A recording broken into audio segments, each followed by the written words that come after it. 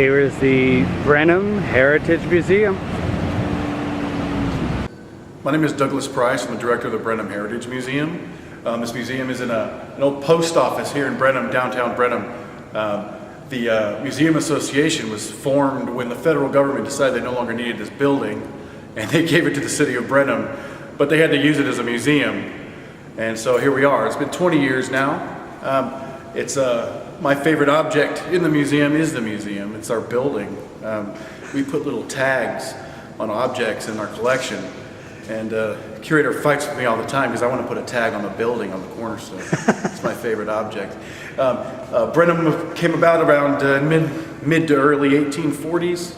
We became the county seat thanks to the Giddings brothers. It used to be in Mount Vernon for a very short period of time, a town which no longer exists. They moved it to Brenham. There were two major counties in Texas, Bear and Washington at the time. We were a major population center along with San Antonio and Galveston. We were bigger than Houston back then, if you can believe that. Things sure have changed an awful lot. The old 300, the first 300 American families came to Washington County and the surrounding areas, and those people formed, along with their enslaved employees, formed the first population base for the city of Brenham. It's a very interesting place with a rich and colorful history. Here in Brenham, Civil War is more often thought of as an Eastern kind of affair. Texas was part of the Civil War, but not a whole lot of action happened here. But after the war, the Union sure knew where the Confederates came from in Texas, and a lot of them came from our area. So they occupied the heck out of our county. And it left scars here. They burned the city a few times, for example. We don't think it was on purpose, but there you go.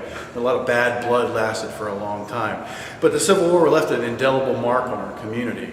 One of the major units that came from this area was Wall's Legion, a combined arms kind of modern, forward-thinking kind of unit that combined artillery, cavalry, and infantry into one unit. Came from our area. That was very forward-thinking. That kind of thing didn't really happen until later in the First World War. Here, these are replica uniforms, but if we walk around the front,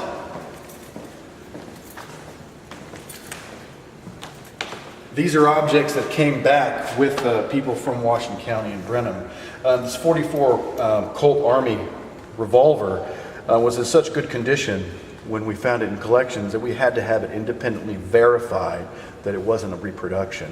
But it's been in the family, the Weiss family, since they came back, since their ancestor came back from the Civil War.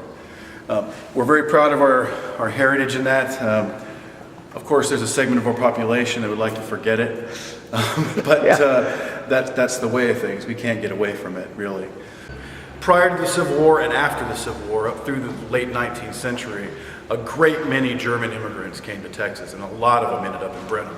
Brenham was a German city, not unlike Fredericksburg, south of here, not unlike San Antonio. When they came here, they brought a lot of their traditions with them.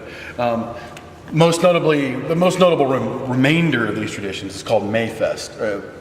That's how we say it now. They would have called it Maifest, which is a German springtime festival that dates back to pre-Christian days, celebrating the plantings and everything like that. Nowadays, it's a bit more about pageantry than agriculture.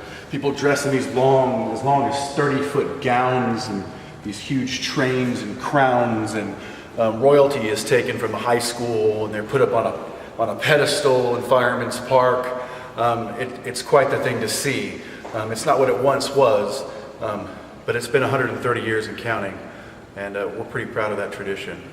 The immigrants that came here to Washington County, they didn't come here and plant corn or cotton. They started businesses, they started banks, they started agricultural companies, they started retail establishments. This is a national cash register. We've seen similar things like this in stores all across the country, but we know them as NCR. You've seen these point of sale systems in Sears or Best Buy. This is the same company, but this is circa 1900.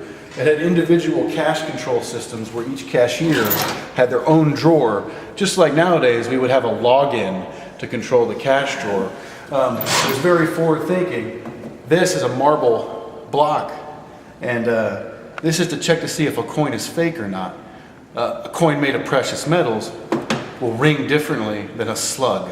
Our fire department, of course, there's a lot of history there as well, and I think we're going to show you that next.